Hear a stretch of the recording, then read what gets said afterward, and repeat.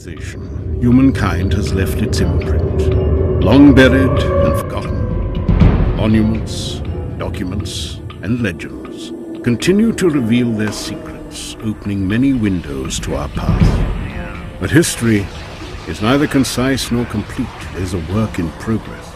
Politics, religion, arrogance, jealousy, and fear have influenced many chapters and dismissed discoveries that would provide us with a clearer vision of the past, the present, and even the future. This is the story of a simple farmer and the discovery of an incredible artifact that would destroy his family. An artifact that has affected the lives of all who have been drawn to it. Its mystery has never been revealed until now.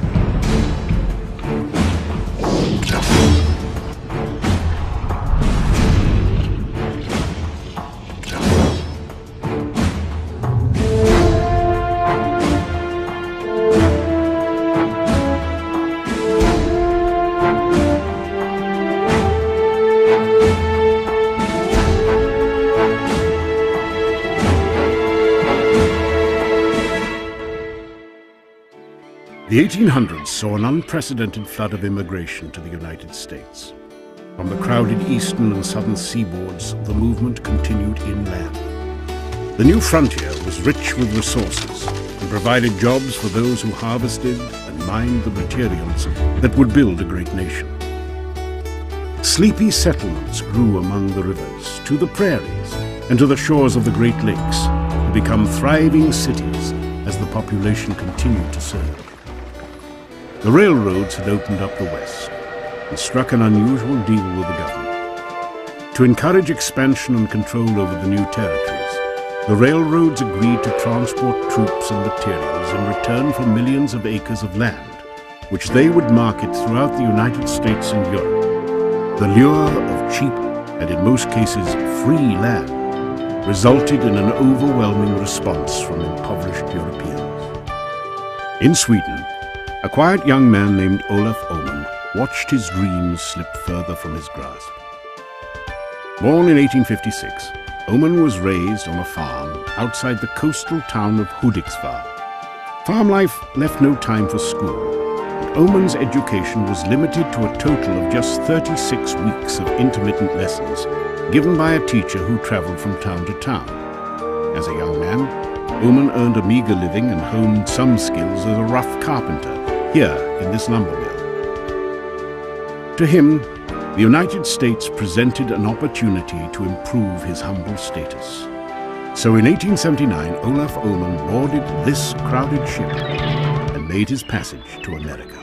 I landed in Philadelphia and went on the railroad to Pittsburgh, and as it was suggested, further to Columbia, Indianapolis, Peoria, Galva, Bishop's Hill.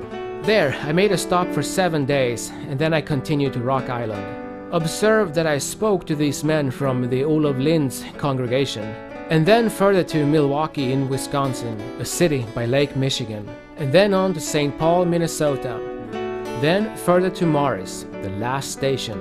After having arrived safe and well, I had the honor to say hello to the people of Forsa, Olof Öhman. During his travels, Oman met and fell in love with Karen Daniels. The two were soon married. Oman and his new bride settled in the pioneer town of Kensington on the eastern edge of the Great Plains in central Minnesota. When they arrived, the area was still largely unsettled, and Olaf had no trouble finding work.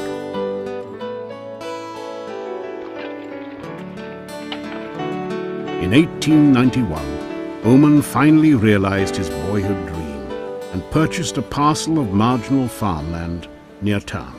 He was proud of his acquisition and determined to make this farm a success. But the Oman family was growing fast and the farm generated little, if any, profit. Olaf and Karen would eventually rear 9 children, and Olaf took on additional jobs, working tirelessly to meet their needs. On November the 8th, 1898, Oman and his 10-year-old son Edward were clearing a wooded area of his land to make ready for farming. One of the many trees to be removed was a mature poplar tree on the southern slope of a 50-foot knoll. But this tree would not go easy, and seemed to be anchored to the ground by some unseen force. When it was finally uprooted, the secret of its strength was revealed. Clutched firmly in its roots was a 200-pound slab of stone. A stone that would prove to be far from ordinary. American Petrographic Services, a leading material forensics laboratory, was retained to perform an independent study of the stone. The company is headed by leading forensic geologist, author, and consultant to the Pentagon, Scott Walter. We identified the rock as a greywacke, probably Precambrian, and so it's a very common rock type that we find in northern Minnesota and into Canada. In this rare 1949 taped interview, Edward Oman provides further details of the find. The root established itself over the stone, and one root down into the ground alongside of it, and the other one went over it and down into the ground on the other side. Usually a poplar tree, poplar stump don't grow very deep. That is the roots. And our neighbor Flotton came over as he was grubbing across the section line, or the line between my dad's place and his. He was also quitting. Dad was disgusted about the stumps, hard work, and also stones. 10 people were interviewed within a couple days after the stone's discovery. They looked at the roots, they looked at the stone, they all said the same thing, that the roots were flattened. And this is commonly what happens when a root is in contact with the stone or some other hard object for a prolonged period of time. It was reported to go around the glacial backside of the stone and then down. That's exactly the pattern that we see on the back of the stone. It's consistent with what these people said. All accounts show the tree was between 30 to 40 years old, placing it over the stone years before the first settlers had arrived. But the stone would contain much more than just the scars of a tree's roots. 10-year-old Edward brushed away some clay soil from the stone and noticed strange inscriptions carved into its surface. I told Dad we ought to take that home and put it in front of a door. And just then I discovered a carving on it. And I told Dad that it's written on it. And he examined it. He started to look at it too, and he figured it was Indians that has carved that rock. Olaf Oman took the stone to his barn, where he hosed it down and removed caked mud from many of the inscriptions. He took a nail and cleaned out the characters. There probably was mud and dirt packed into the inscription. Oman was astonished to find the entire face and edge of the stone were covered with these strange markings. You were there when the stone was dug up, weren't you? Yes, sir. You saw these markings of the stone right after it was dug up? Yes, sir. You saw it before your father did, yeah? Yes, sir. Olaf Oman could not have imagined how much his life was about to change, for he and his family were about to be hurled into the center of a raging controversy that would continue for more than a century.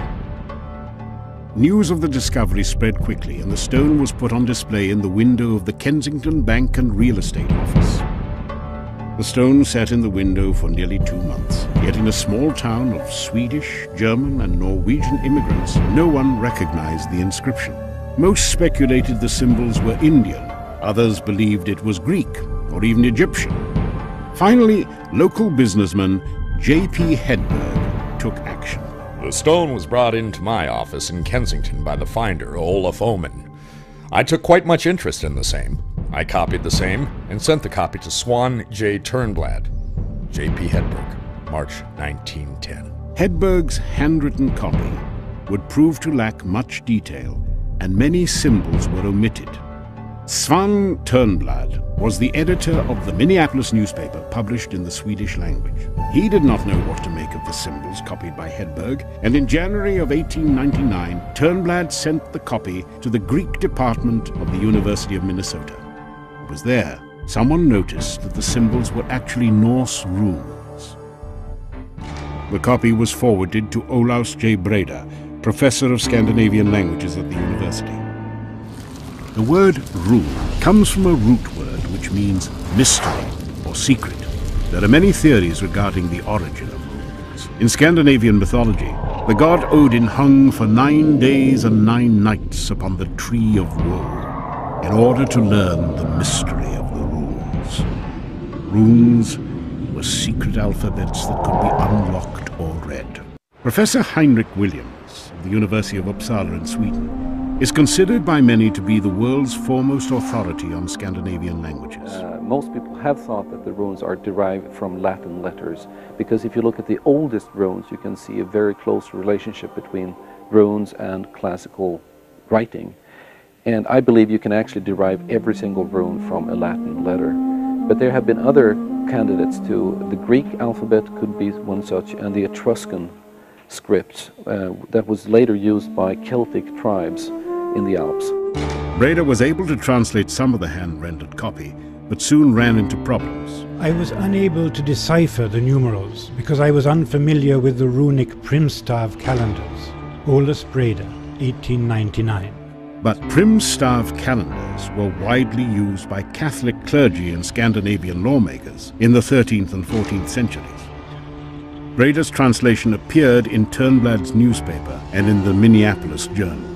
The runes exhibited certain suspicious peculiarities, but not being an expert in that field, I could not build much on that observation. For these reasons, I pronounced the inscription a modern forgery and declined to have anything further to do with the matter.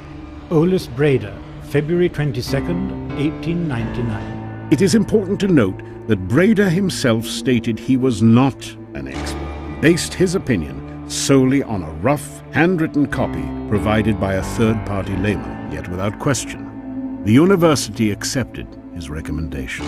Do not procure the stone for further study.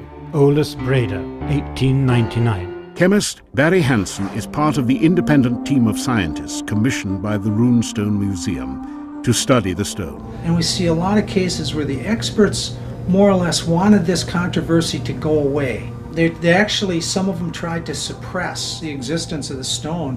The first person to look at it was Olaus Breda, in fact, at the University of Minnesota. He never saw the Kensington stone. He recommended that the university not study the Kensington stone, but yet he called it a forgery. And for 100 years, people referred to Olaus Breda as the first expert to disprove that the Kensington runestone was authentic. In March of 1899, the stone was sent to Northwestern University, where it was examined by George Kerm, professor of Old German. Kerm and his associate, John Stewart, studied the stone for several weeks. To me, there is no doubt that Olaf Oman found the stone under the roots of a tree 40 or 50 years old. I do not know anything more about the stone. He sent it to me, I kept it a long while, for a month or even longer. I worked on it daily. It was easy for me to read the inscription, but it was much more difficult for me to come to the conclusion as to the genuineness of this inscription. I am not an expert Scandinavian scholar, and my opinion would not be final. But Kerm goes on to state that a rune called the J rune proves the stone to be fake. Dr. Richard Nielsen has studied the Kensington runestone for more than 13 years. His research has led to groundbreaking discoveries that have dramatically advanced the field of medieval Scandinavian linguistics. They said that the rune did not exist in Scandinavia, that it was invented by the farmer. However, I found it in the Codex Runicus, which is a book. Codex is for a book in Latin. The Codex Runicus had over 100 pages of the Scantia law, the most famous law in Scandinavia, written in runes. And in this book, this runic book, from around 1320, you find this rune, which had been stated by the experts as to be a sure proof of forgery. So this was rather startling to me. Kerm also states that the double dots or umlauts over a few of the runes are absolute proof that the stone is fake. The umlauts were modern, I answer. That would be absolutely decisive in and of itself. Professor George Kerm, 1899. Again, Kerm's opinion would prove to be entirely untrue. They said umlauts didn't come about until the 16th century, till the invention, certainly till the invention of the printing press. Since they're umlauts, the Kensington stone must be a fraud. Well, what happens is when you go back to the source documents and the actual manuscripts of the 14th century, you find that these double dots occur for other reasons. It turns out that they possibly are diphthongs, and they possibly are for a medieval abbreviation convention for inserting a vowel, for example, and they're not intended to be umlauts at all. During the study, Kerm's associate John Stewart, a trained geologist, took the first known photographs of the stone and made the first documented hard scientific observation of the relic. The carved features of the stone show as much age as the weathered surface, indicating the carved surface and its inscription are equally weathered. John Stewart, 1899. A lot of people thought we needed to take a sample off of the inscription or one of the characters. We don't have to do that because this entire split side was made at the time of the carving. So these surfaces, anywhere on this surface, is the same as looking at a ruin form, a flaked area, or the O-shoot area. It makes no difference. The weathering should be the same. So I took a chip sample off of the split side of the stone. The surface of this chip sample should represent the weathering characteristics that are the same as those other areas I told you on the stone, the same as the inscription. The key mineral that I wanted to look at was the micas, the muscovite, biotite, and the chlorite. These minerals break down relatively slowly. The micas, when you look at them, are pristine and fresh on the fresh fractured surface, which would be the same as when these surfaces were made. The glacial surface would represent the surface after 10,000 years of weathering. When we looked at those surfaces, the micas had completely decomposed. Not surprised. We expected that. Now, the key thing that I wanted to look at is what does the surface look like that was made the day the stone was carved? If it was a modern forgery, I would expect to see the micas to look a lot like this. If not, I should see at least some degree of weathering, perhaps a lot of weathering, because we're talking about over 500 years of weathering on this surface. I was actually quite shocked when the images came up under the SEM. The micas were gone. John Stewart's observations were correct, but his findings would be completely ignored for more than a century, while Kerm, like Breda before him, would go on to be regarded as an expert by generations of scholars. The stone was returned to Oman, and Kerm's opinion made the headlines. This brought unwanted attention to the humble farmer and his family, who now viewed the stone as a source of embarrassment. During this time, a young University of Wisconsin historian, Hjalmar Holland, was traveling the country gathering information for a book he was writing on Norwegian immigration. In August of 1907, he paid Oman a visit to see the stone firsthand. What he saw made him even more curious. Many believe that Holland purchased the stone from Oman for amounts that range from $5 upward to $500. Edward, do you know of your own knowledge whether your father ever got any money for that stone? No, he did not. No money whatsoever? No money whatsoever. The only thing that he got was the first book he wrote to the Norwegian Historic Settlement of Minnesota. That is, that who wrote? Holland? Holland. Oh, yeah. Is right. Holland took the stone back to his home in Wisconsin to study it further. After 2 years of intense research, he became convinced the stone was a genuine medieval artifact. Holland's translation of the runes would be far more accurate than any of his predecessors. 8 Goths and 22 Norwegian on a journey of exploration from Vinland, very far west. We had camp by 2 rocky islands, 1 day's journey north from this stone. We were out fishing one day. After we came home, we found 10 men, red with blood and dead. Ave Maria, save us from evil. Holland then translated the runes along the edge of the stone. Have 10 men by the sea to look after our ships. 14 days' journey from this island. Year 1362. If authentic, the Kensington runestone would bear the longest runic inscription ever discovered, and prove that Europeans had explored and occupied North America long before Columbus or Cabot had made their claims. It would also evidence the far-reaching influence of the Vatican, for it would contain the oldest Christian prayer ever found on the entire continent. Holland began traveling the country giving lectures and seeking the aid of the academic establishment to help validate his findings. His persistence finally paid off, and in 1909 the Minnesota State Historical Society organized a committee to examine the stone. The committee designated eminent state geologist Professor Newton Winchell to head the investigation. He studied the stone, and his opinion was that the weathering was absolutely consistent with it being a legitimate artifact. The weathering was very old, and his conclusion was that it was authentic. Winchell and his team examined the stone in his lab and made several trips to Kensington to investigate the site of the find. Winchell and the investigators interviewed the Oman family, their neighbors, and many townsfolk. They collected signed affidavits regarding Oman's character and details of the discovery. During one of these visits, the investigators noticed that Oman possessed a Swedish grammar book, published in 1840, which contained rune forms. The book was signed by its previous owner, Sven Fogelblad, a deceased Lutheran minister. The investigators believed that they had cracked the case. The runologists and linguists who have claimed that the Kensington runestone is a modern artifact have tried to explain that Oman, who was accused of carving the stone, had a book which told him everything he needed to know to carve the Kensington runestone. This book was Rosander.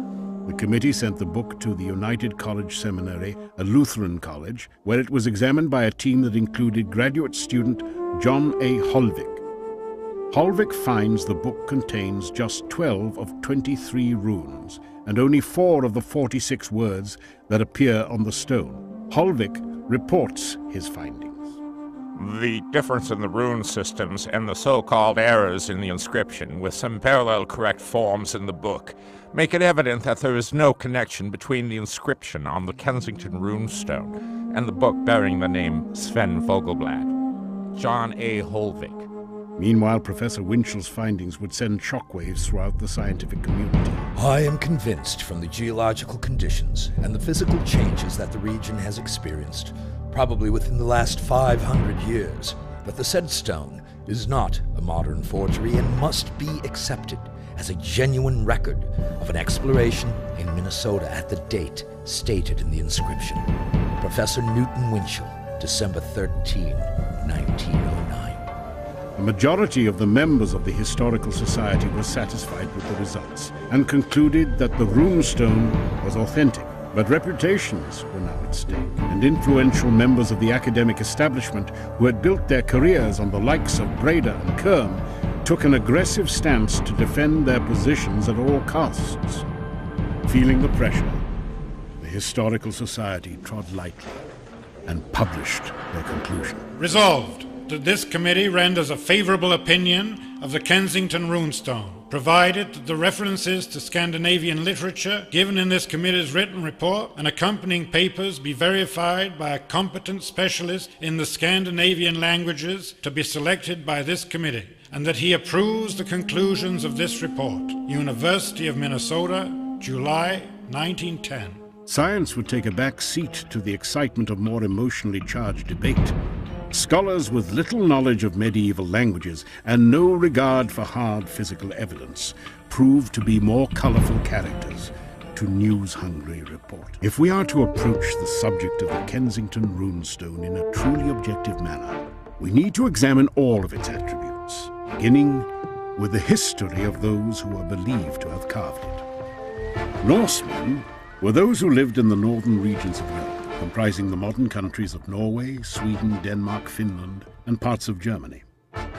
The term Viking actually refers to those Norse who went exploring or adventuring. The Vikings possessed superior nautical technology. Their ships and navigational skills at sea and through inland waterways were unsurpassed.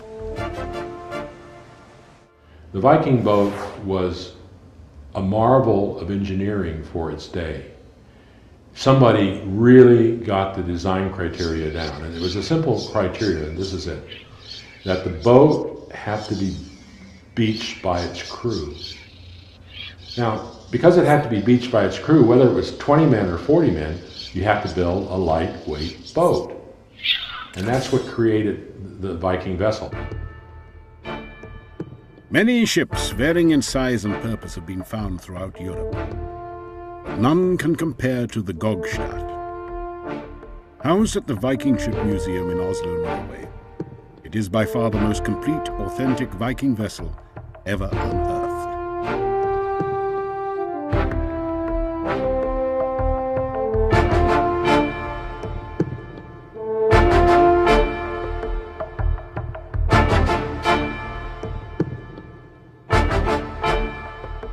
Viking colonies formed along the protected harbours and islands of the Baltic Sea to the steep fjords that fed the Atlantic Ocean. These settlements formed a network that allowed the Vikings to extend their trade routes and influence throughout many countries. The Viking society was rich with culture.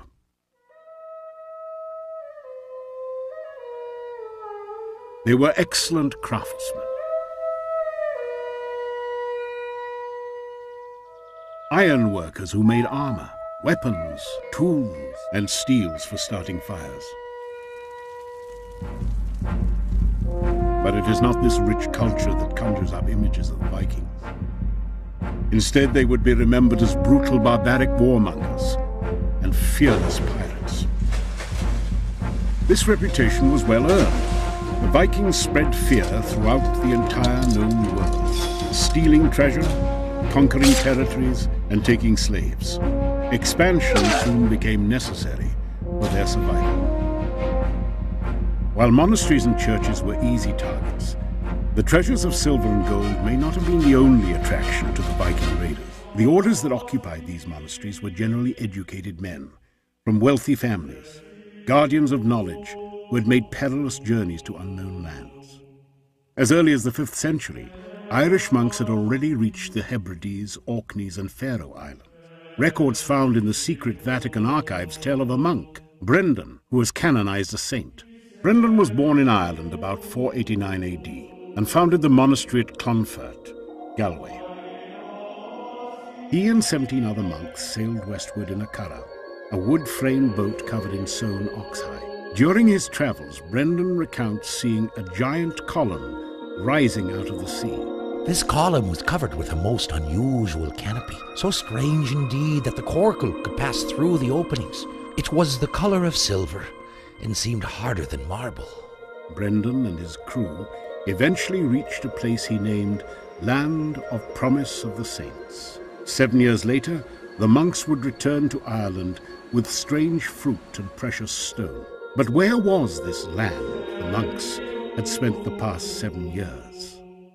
During the 1960s, scholars from Trent University mapped and dated 900 etchings, or petroglyphs, on a large marble slab near Peterborough, Canada. Most of the glyphs had been created by the native Algonquins, sometime around 1300. But some of the glyphs appeared to be more ancient in origin. These glyphs depict ships with masts, side rudder, and 10 to 20 oars. They are almost identical to glyphs found in Sweden, depicting curraghs, not unlike the ones said to be used by St. Brendan.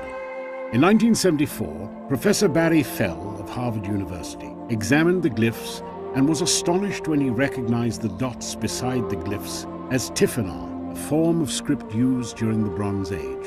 Fell translated the script, Mjolnir, the hammer of Thor, ships fighting, and Fenris, a wolf-like being found in Norse mythology. Fell was convinced that Bronze Age Scandinavians had created those glyphs could be of great historical significance, and increases the probability that Vikings had learned about distant lands to the west from Irish monks.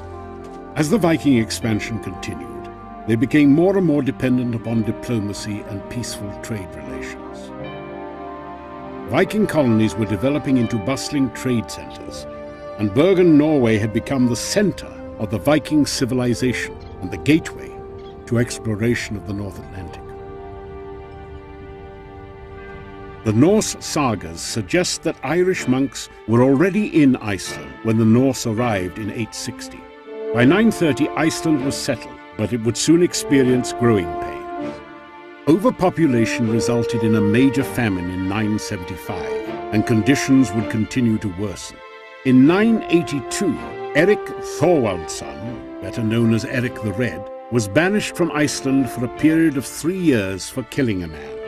During his exile, he sailed west in search of a land that had been spotted by a sailor who had been blown off course. Eric reached the shores of a place he called Greenland and explored its many fjords. He returned to Iceland in 985 and told his story to an audience of desperate citizens. Needless to say, he had no trouble organizing a major colonizing expedition, and in a short time 25 ships carrying hundreds of people, livestock and supplies set sail. Some turned back, while others were lost in stormy seas or crushed by ice drifters. Only 14 of those ships would reach the shores of Greenland, but other ships would follow, and soon more than 300 farmsteads were established around 2 settlements in southwestern Greenland. The eastern settlement became the most heavily populated region, with 3,000 to 4,500 inhabitants by the year 1100. More than 1,000 years later, the land they cleared is still in use. The western settlement was about 300 miles further north and grew to a population of about 1,500. During this time, the Inuit had arrived from Canada and began migrating southwards. The Norsemen quickly realized that the Inuit held the key to their very survival. The Inuit had well-established trade routes and hunting skills that would help the Norse build Greenland into a major center of European trade. But politics, climate, and religion soon contribute to the decline and fall not only of the Viking era, but the entire Norse population of Greenland. The religion of the Vikings was one of the last pagan religions to exist in Europe. It was King Haakon, foster son of England's King Athelstan, that first tried to establish the Christian religion in Norway. But his subjects rebelled and he gave up the cause. Haakon's successor was Olaf Turgevson, who during an attack on the city of London was captured, presented with an offer he couldn't refuse: convert or die. Olaf was baptized in 994 AD and given 16,000 pounds of silver. In return, he agreed to cease his raids. By 998 AD, all of Norway had converted to Catholicism. Ina Ullian, archaeologist for the Historiska Museet in Stockholm, explains. We believe that Christianity came to Sweden with the Vikings, and that is the first sign of Christianity is not from the west, it is from the east. And that is because of the Swedish Vikings. They went eastwards for trading and maybe for some raiding as well. And this is a difference from the Norwegian ones and from the Danish ones, because they went west. But basically the Swedish Vikings went east, and they went down all the way to Byzance, to Constantinople, that is, and also some of them came to Greece. And there they picked up the ideas, and they picked up the ideas about the Eastern Christianity. This runestone, dating to 998, depicts an early Christian marriage. In the year 1000, Icelandic Parliament ruled that Icelanders should be in the Catholic faith. At about this time, Eric's son Leif left Greenland for Norway to serve the king and became a believer of this new Christian faith. Leif Erikson brought his new faith back home, and his mother built the first church in Greenland. The Roman Catholic Church quickly became major landowners, and construction of 2 monasteries commenced immediately. A cathedral was constructed, and hundreds of churches sprang up throughout the country. Many farms even had their own small church. Greenland's population had risen quickly, and new construction had stripped the forests. The Greenlanders began importing their lumber from Markland.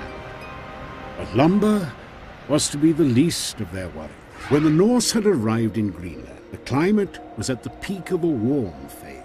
But by 1200 AD, A period known as the Little Ice Age had begun. The ocean temperature fell, and the Arctic warm front retreated. Ice floes covered the sheltered inlets and fjords, isolating farms, killing off the fishing industry, and prohibiting trade with the mainland. As the climate grew colder, crops died in the frost. By 1261, the Greenlanders had grown desperate and gave up their independence. They became subjects of Norway under the agreement that 2 trading vessels should be sent each year. But the German Hanseatic League had come to control all of Northern Europe's ocean-going trade and saw little value in Greenland. Without the League's protection, Norway could not honor its agreement. The colonies of Greenland began a rapid decline. By 1340, the Greenlanders were dealt a final demoralizing blow.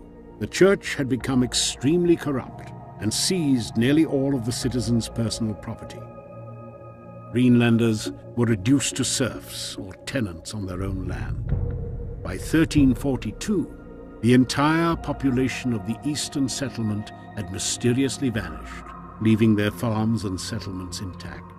1 year later, 17 Greenlanders arrived in Bergen, Norway, with news that the western settlement had also been abandoned, and the few that remained had fallen away from the church. King Magnus, who had just 2 years earlier donated a large amount of money to the Greenland Cathedral, was outraged, but he would take no action until 1350. He had more serious issues at hand. More than 1/3 of Magnus's subjects had already fallen to the Black Plague that had swept through Europe, and he was struggling to rebuild his kingdom. How could a 350-year-old community of more than 3,500 people vanish so without any trace? There is no evidence of a war with the Inuit, nor of mass extinction. No records, no grave sites, no remains. Where, then, did they go? Heimer Holland was convinced that he had found the answer in a possible link that led from a royal decree by King Magnus directly to the Vatican, evidence he believed would expose the actual identity of 2 members of the exploration party described on the Kensington runestone. On October the 28th, 1354, Magnus Eriksson, King of Norway, Sweden and Skåne, issued orders to Paul Knudsen to find the missing fugitives of Greenland. Paul Knudsen, Swedish judge and member of the Royal Council, chose an elite group from the King's Honor Guard, enlisted the services of Nicholas, a Franciscan friar and famous astronomer from Oxford, to serve as his navigator. It is believed that upon reaching Greenland, the party continued on to a place called Vinland. Surviving members of the expedition returned to England and Norway in 1363 or 64. Nicholas presented the kings of England and Norway with a written account of the voyage, entitled Inventio Fortunata. If we talk about a couple of these 16th century maps, they refer to a book called the Inventio Fortunatae. The Inventio Fortunatae, according to the best knowledge we have, was written in 1364. And that's 2 years after the date on the Kensington runestone. Columbus referred to the Inventio Fortunatae as one of the books that he had used when preparing for his voyage. The earliest description of Vinland is found in the Tale of the Greenlanders from the saga of Olaf Tryggvason. The sagas tell of a merchant named Arni who was blown off course while sailing from Iceland to Greenland in 986 AD. He reached the shore of a heavily forested land and headed north. A week later, he found his way back to Greenland. 10 years later, Leif Erikson retraced his route and sailed along the shores of a land of rock and ice he called Helluland, and continued past a densely forested flatland he named Markland. Leif finally reached a place of temperate climate, with fields of wheat and rivers filled with salmon. He named this place Vinland. Leif and his crew stayed the winter and returned to Greenland in the spring. Soon the Greenlanders began importing their lumber from Markland, and many other expeditions to Vinland were organized. One expedition carried 135 men, 20 women, livestock, and other goods. Another led to the death of Leif's brother, Torvald, who was killed in a skirmish with local natives referred to as Skrælings.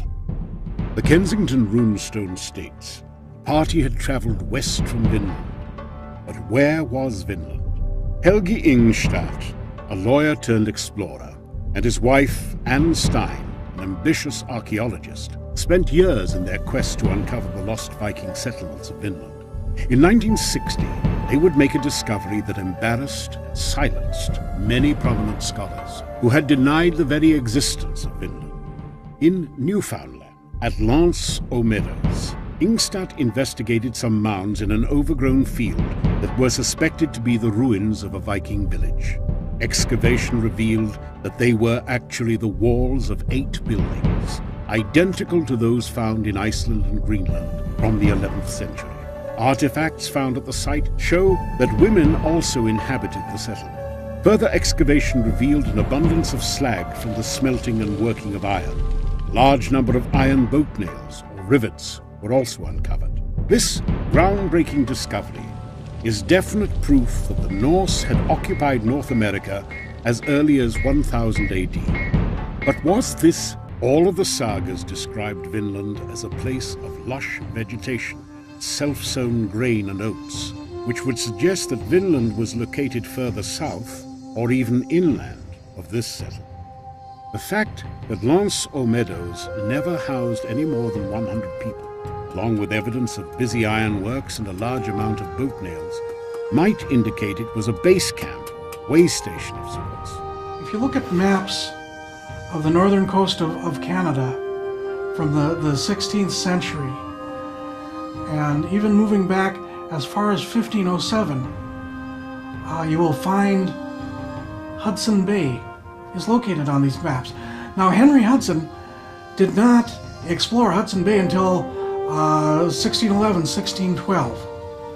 And yet we see the bay showing up long before, over 100 years before the first known European explorer went into this area.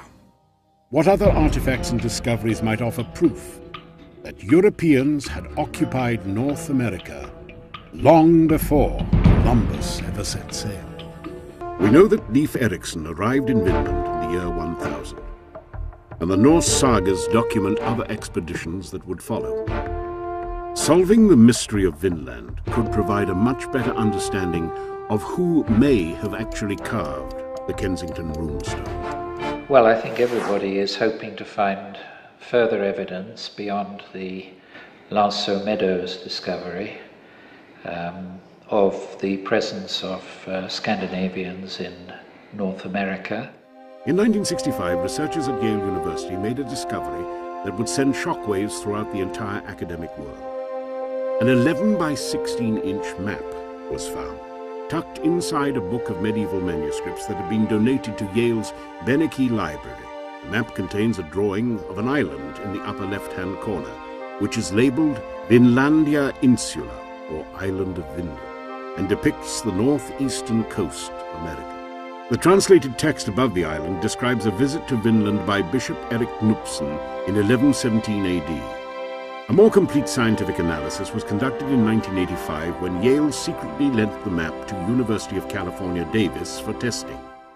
It was discovered the ink was identical to more than 150 medieval manuscripts already analyzed by the university, and recent carbon dating showed the parchment was compatible with the date scholars believe the map to have been made. If authentic, the Vinland map is the only map of North America to be found to be drawn before the arrival of Columbus. But does Vinland refer to a specific settlement or a series of settlements connecting a much larger geographical area? No Man's Land Island off Cape Cod may provide further clues. Curiously, the early pilgrims had originally named the island Norman's Island, after the Viking conquerors of Normandy. The island has been off limits to the public for many years.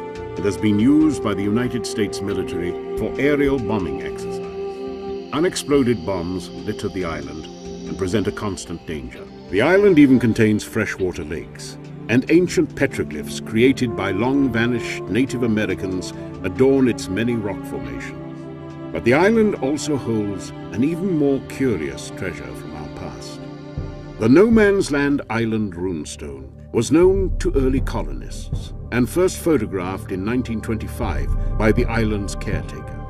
Locate the stone, clean off some of the seaweed and barnacles, and actually find some of the grooves, the rune grooves, which we presume represent the inscription. The stone reads, Leif Erikson, 1080. As with the Kensington stone, early scholars were quick to dismiss the No Man's Land Island stone, but no argument against the stone's authenticity has been proven to be valid. Incredibly, these symbols may lead directly to an ancient Viking settlement located near Schleswig-Holstein in Germany, is the Heithbu Viking Ship Museum, home of the famous Hedeby runestone. The Hedeby stone was found about 100 years ago, buried in a field, and it's pretty well preserved. And this is an extremely interesting stone because it's the first stone that has a dotted I standing for the letter E, or the sound E. And it also has the earliest spelling of Erik, as E-R-I-K. In fact, the dotted E is used in that name. There's also a number of interesting runes on this inscription. There seems to be some similarity to this Hedeby runic row to that is found at No Man's Land Island. In fact, there are 4 Hedeby stones, 1, 2, 3, and 4. And 2 and 4 are from a much earlier period than 1 and 3. Hedeby 2 and 4 are probably from the 920s or 930s. But the one Dick's talking about is from a later period, probably from the 980s. Linguistic significance of the Hedeby 1 and 3 stones is, as Dick says, that they contain the first datable examples of dotted runes. So if they are from the 980s, as people have supposed, then we can date our first dotted runes to that period. This has a big bearing on the No Man's Land Island description because there's a dotted I on it, and the initial claim was that was too early for the supposed date on the stone, which is an M and an I rune. The link between the Hedeby stone and the No Man's Land Island runestone could be a vital clue to the place where Leif Erikson and his men had spent the winter, the place referred to on the Kensington runestone as Vinland. Other runic inscriptions are being carefully investigated in the United States from the east coast of New England. One of these is the Bourne stone that is found near the Cape Cod Canal in Massachusetts. The stone was discovered during Pilgrim times, so its provenance is not in question. It was turned over to the Indians for a Christian church, and they apparently used it for a stepping stone face down. Bourne stone has definitely signs of heavy weathering, let's say. The Bourne stone has been to Scott Walter's lab in St. Paul, where it has been investigated with a careful photographic record, microscopic record of the marks on the stone. On the shores of the Atlantic is the small town of Heavener, Oklahoma. Heavener was founded in 1894. A few miles outside this sleepy town is Poteau Mountain, home to perhaps the most unusual discovery of all. Standing 12 feet high, 10 feet wide and 16 inches thick, this giant stone slab bears inscriptions that may be much older than those found along the eastern side. I was immediately struck by the fact that the runes on this inscription, the Heavener runestone, was definitely from the older Fufark, and it indicated that it was from a period of around 700. This was startling because the concept of Scandinavians being here this early was a bit hard to grasp. The problem is that in Europe, you know it, any inscription which is found here is doubted.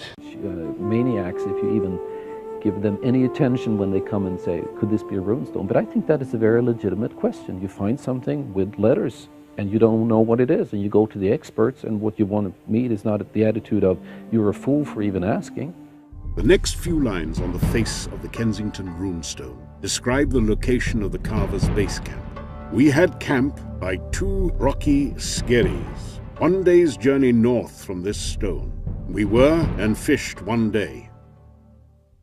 Holland believed that camp was located along the north shore of Lake Cormorant in Douglas County, Minnesota. The next line on the face of the Kensington runestone reads, "After we came home, found 10 men red with blood and dead."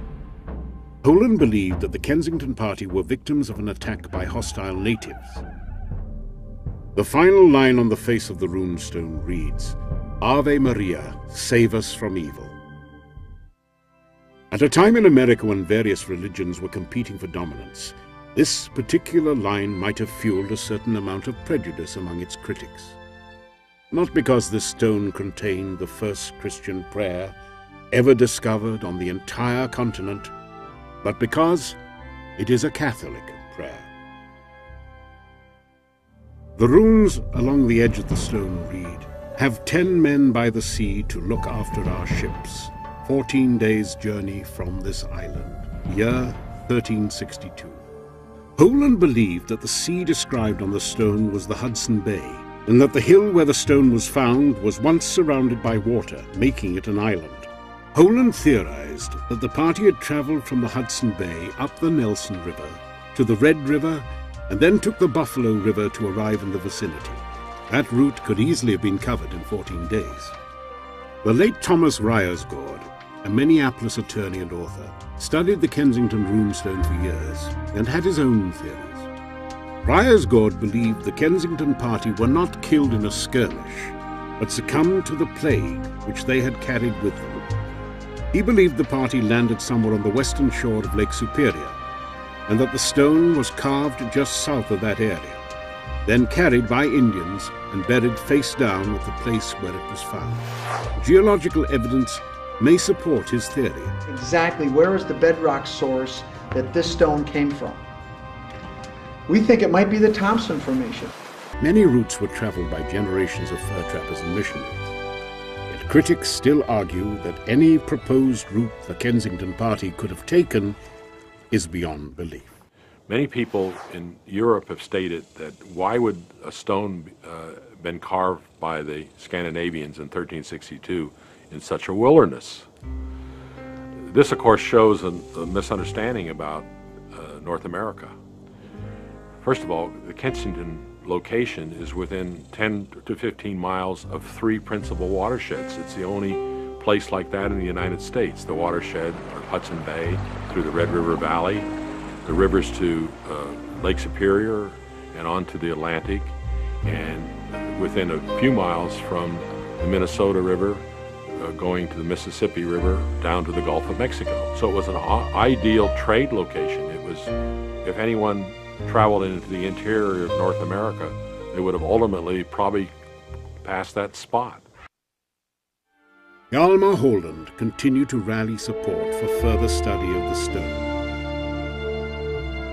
Instead of answering this challenge, they diverted the attention to the farmer, Olaf Oman.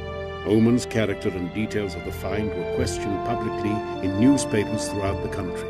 To a poor, uneducated immigrant farmer struggling to support his wife and 9 children, this must have been devastating. Ironically, one of his loudest critics was none other than John Holvik, who had participated in the Minnesota Historical Society's investigation in 1910.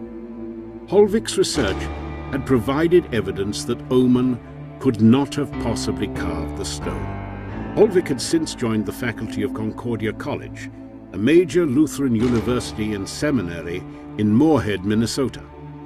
It was not until the mid-1920s that he approached the subject of the Kensington stone. This was an important period for the Norwegian Americans and was highlighted by the Norwegian American Centennial. Scandinavian pride was honored by ongoing festivities throughout the United States. Whatsoever, Holvik cast himself into the spotlight of debate, declaring the Kensington runestone was a 19th century fake. Other geological studies were conducted in 1929, which also determined that the inscriptions could in no way be modern, but Holvik remained staunch in the face of overwhelming evidence. The stone garnered little further public interest until 1932, when Holland's book, The Kensington Stone, was published. For more than 37 years, Olaf Oman had sworn that he knew nothing of its creation. I now send you a few written words to let you know that Papa is dead. He died August 27th in the morning. We led him to bed on Saturday evening. He felt so bad and his legs hurt. He then laid down until Tuesday. That day we got him up in a chair, but when we laid him back in bed, he took 3 short breaths and it was over. Karen Oman, 2nd September 1935.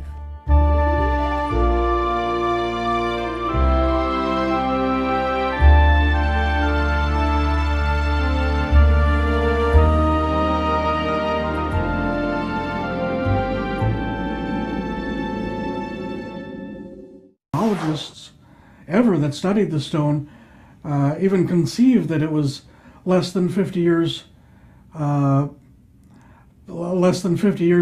to the finding of the stone that the stone was buried. But Holvik and other critics again chose to completely ignore the hard evidence. The deceased farmer and his family were easy prey, and Holvik launched a barrage of attacks in newspaper articles, branding Olaf Oman as a liar, forger, and a thief. In response to any rebuttal, Holvik remained in pompous denial. It is a labor lost for any of us here in this country to say anything on matters of the runes or the language of the Kensington runestone.